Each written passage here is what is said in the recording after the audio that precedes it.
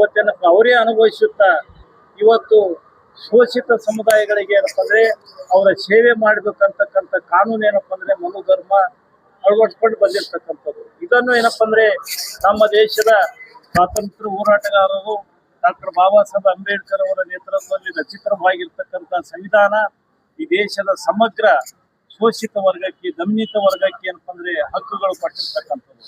ಆದ್ರೆ ಇವತ್ತಿಗೂ ನೋಡ್ತಾ ಇದ್ದೇವೆ ನಾವು ಮನುಧರ್ಮದ ಪ್ರಭಾವದಿಂದ, ಮನುಶಾಸ್ತ್ರದ ಪ್ರಭಾವದಿಂದ ಇವತ್ತೇನಪ್ಪ ಅಂದ್ರೆ ವರ್ತಮಾನ ಕಾಲ ಆಗಿರ್ಬೋದು, ಭೂತಕಾಲ ಆಗಿರ್ಬೋದು, ಭವಿಷ್ಯತ್ ಕಾಲದಲ್ಲಿ ಕೂಡ ಇವತ್ತಿಗೂ ಕೂಡ ನಿರಂತರವಾಗಿ ಏನಪ್ಪ ಅಂದ್ರೆ ದಲಿತರ ಮೇಲೆ ದೌರ್ಜನ್ಯ ಇವತ್ತೇನಪ್ಪ ಅಂದ್ರೆ ನಿರಂತರವಾಗಿ ನಡೆದಿರ್ತಕ್ಕಂಥ. ಅದಕ್ಕೆ ಪ್ರಮುಖ ಕಾರಣ ಇವತ್ತೇನಪ್ಪ ಮನುಸ್ಮೃತಿಯ ಪ್ರೇರಣೆಯಿಂದ ಆಗ್ತಾ ಇರ್ತಕ್ಕಂಥದ್ದು.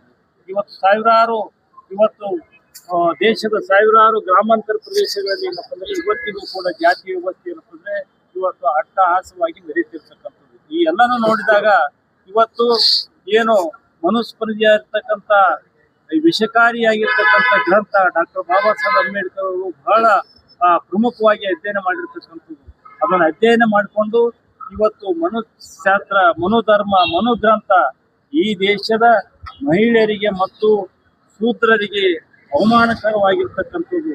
ಮನುಗ್ರಂಥದಲ್ಲಿ, ಮನುಶಾಸ್ತ್ರದಲ್ಲಿ 12 ಅಧ್ಯಾಯಗಳಿರ್ತಕ್ಕಂಥದ್ದು ಮತ್ತು 2694 ಶ್ಲೋಕಗಳಿರ್ತಕ್ಕಂಥದ್ದು. ಬಹುತೇಕ ಶ್ಲೋಕಗಳಲ್ಲಿ ಏನಪ್ಪ ಅಂದ್ರೆ ಶೂದ್ರರಿಗೆ ಮತ್ತು ಮಹಿಳೆಯರಿಗೆ ಅವಮಾನಕರವಾಗಿರ್ತಕ್ಕಂಥ ಅಂಶಗಳನ್ನು ಕೂಡಿರ್ತಕ್ಕಂಥದ್ದು.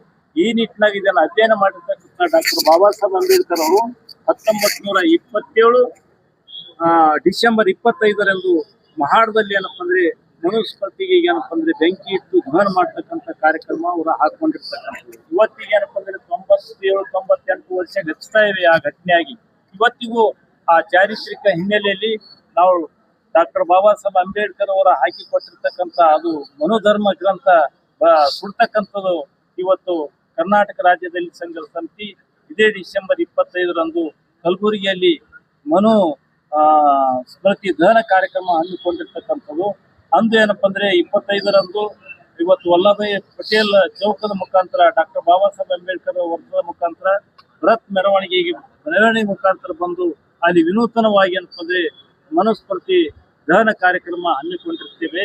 ಈ ಕಾರ್ಯಕ್ರಮದಲ್ಲಿ ಪ್ರಗತಿಪರಿ ವಿಚಾರವಂತರು, ಬೇರೆ ಬೇರೆ ಸಮುದಾಯದವರು, ಲಿಂಗಾಯತ ಸಮುದಾಯದವರು, ಬ್ಯಾಕ್ವರ್ಡ್ ಬೇರೆ ಬೇರೆ ಸಮುದಾಯದವರು ಕೂಡ ಏನಪ್ಪ ಅಂದ್ರೆ ವಿಚಾರವಂತರು ಆ ಕಾರ್ಯಕ್ರಮದಲ್ಲಿ ಭಾಗವಹಿಸ್ತಾ ಇದ್ದಾರೆ. ಸಮಯ ಸರ್?